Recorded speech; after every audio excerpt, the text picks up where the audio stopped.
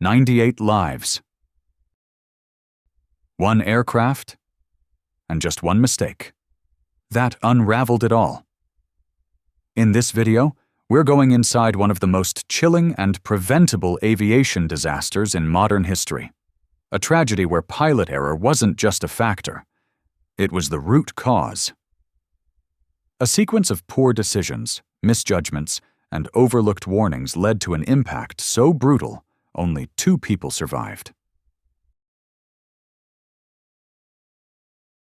This is the untold story of Flight 435, a flight that was meant to land, but never did.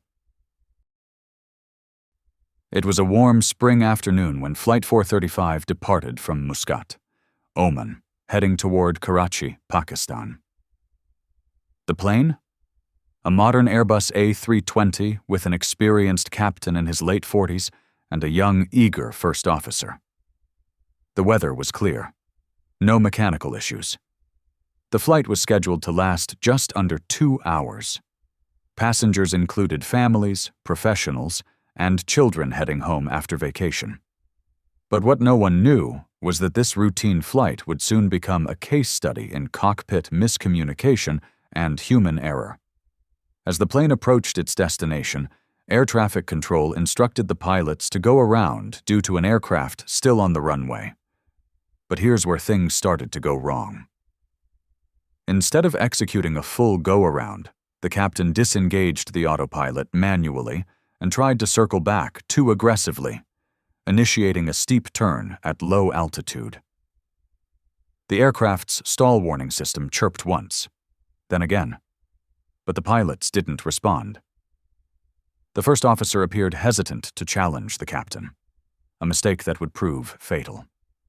With flaps not properly set, the aircraft was descending too fast and too low. The captain's goal: land on the first attempt at all costs. They had fuel for a second go-around, but that wasn't communicated clearly. The cockpit voice recorder revealed stress, panic, and confusion. The aircraft touched down, but not on the runway. It hit the engine nacelles first, then the belly scraped the runway. Sparks flew, systems failed. But miraculously, it lifted again. They tried to go around again, but it was already too late. As the plane climbed back into the sky with damaged landing gear, blown engines, and a terrified crew, the captain declared a mayday. But there was no thrust. Both engines had failed due to the runway impact, and the aircraft was now a glider with 98 souls on board. The captain attempted to return to the airport. He banked too hard, too low, and the A320 stalled. The last words recorded were, "We have lost both engines. We are trying." Seconds later, the aircraft slammed into a residential neighborhood. A fireball erupted. 98 people were gone in seconds. The investigation revealed what many feared. There was no mechanical fault. The aircraft was airworthy. The black box showed multiple ignored warnings, poor crew resource management, and a captain overriding safety protocols in an attempt to prove control. The crash wasn't caused by weather or systems. It was caused by ego, overconfidence, and silence in the right seat. This one disaster led to immediate reforms in pilot training worldwide. Emphasis on crew resource management, mandatory dual confirmation of go-around decisions, stronger encouragement for junior pilots to challenge unsafe decisions, real-time stall recovery refreshers in simulators.